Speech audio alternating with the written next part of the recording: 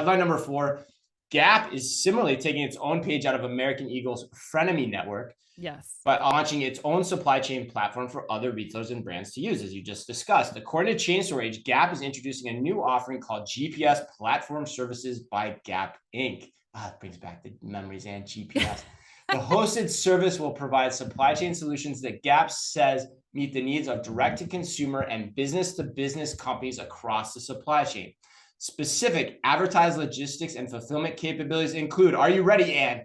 See how fast I can do this. Scalable, high-volume, automated e-commerce fulfillment, omnichannel capabilities for B2B wholesale and retail stores distribution, self-service portals with API integrations to Shopify, Amazon, and other major commerce platforms, and of course, a nationwide distribution network, just to name a few.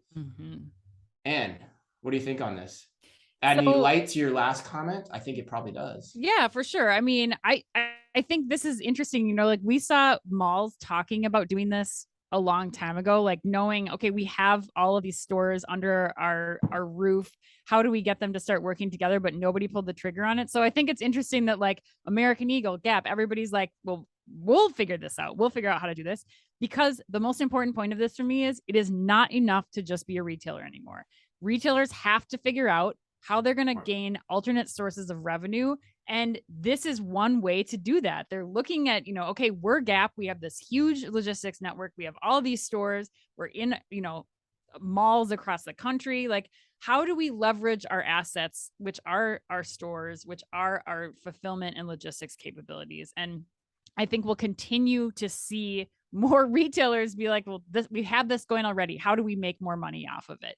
I think we're also seeing companies take this approach when they're looking at technology. Like we've talked to a lot of retailers over the course of the last year, especially looking at more specifically at like a build versus buy analysis. Like, what are we going to build internally in-house? How can we use that to make our processes more efficient as a retailer? And then can we sell that? Is it something that we can put out to other retailers, or that we can create these frenemy networks?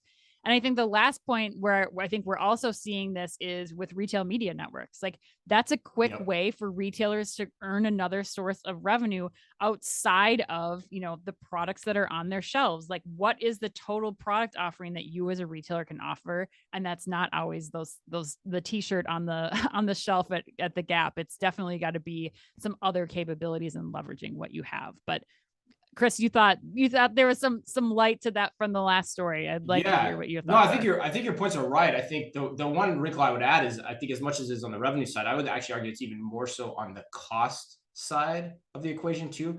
There's only so many retailers that have the strength and the national scale to build up something like this. Right. And so that's what I think is cool about it, is like retailers are creatures of habit. Like Shakar at American Eagle was like kind of the first ones to be talking about this. I guess Walmart was angling for this too. Yeah. And now you got Gap jumping into the fray. So the question for me is like, how many dueling frenemy networks are there going to be over time, and who wins that landscape?